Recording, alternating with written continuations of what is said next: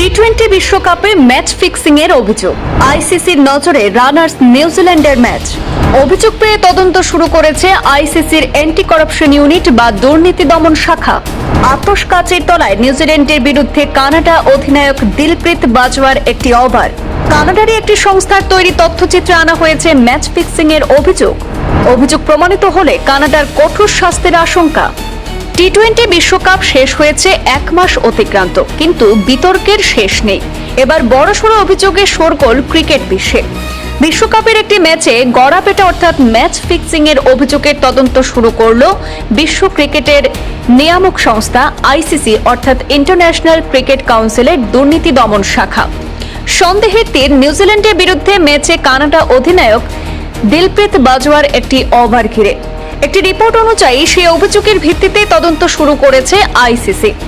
চলুন জানবো কি ছিল সেই অভিযোগ।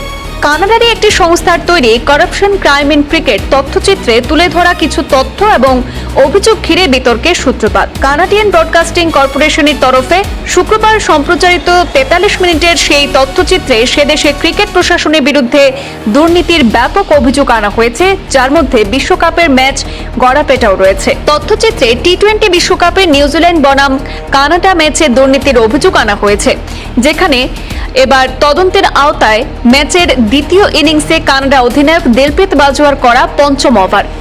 রান তাড়া করতে নেমে 35 রানে সেই সময় 2 উইকেট হারিয়ে চাপে ছিল নিউজিল্যান্ড, কিন্তু পঞ্চম ওভারে এসে 9 বল দিয়ে শুরু করেন বাজওয়া। এরপর ওয়াইডও করেন তিনি। শেষমেশ সেই ওভারে খরচ হয় 15 রান।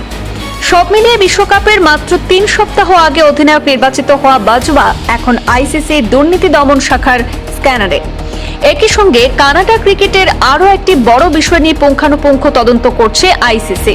রিপোর্ট অনুযায়ী এর মূলে রয়েছে একটি টেলিফোন কল, যা গত বছর প্রকাশ্যে এসেছিল, যেখানে কানাডার কোচ খোরাম চৌহানকে বলতে শোনা যায় বোর্ডের সিনিয়র আধিকারিকরা তাকে প্রতিনিয়ত চাপ দিচ্ছেন তাদের পছন্দসই ক্রিকেটারদের জাতীয় দলে নেওয়ার জন্য।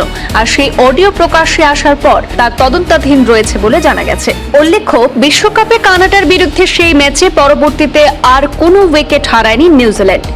15 ওভার 1 বলে 2 উইকেট হারিয়ে 174 রানের লক্ষ্য তাড়া করে জয় পায় তারা।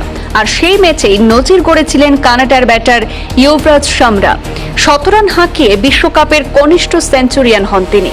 ম্যাচ ফিক্সিং এর অভিযোগ প্রসঙ্গে আইসিসি ইন্টিগ্রেটেড ইউনিটের অন্তর্বর্তী জেনারেল ম্যানেজার অ্যালেক্স মার্শাল তিনি জানিয়েছেন যে তারা কানাডা ব্রডকাস্ট কর্পোরেশনের সম্প্রচারিত অনুষ্ঠানটি সম্পর্কে অবগত রয়েছেন, তবে তদন্ত প্রক্রিয়ার স্বার্থে এই মুহূর্তে এই বিষয়ে বিস্তারিত মন্তব্য করা সম্ভব নয় বলে জানিয়ে দিয়েছেন তিনি।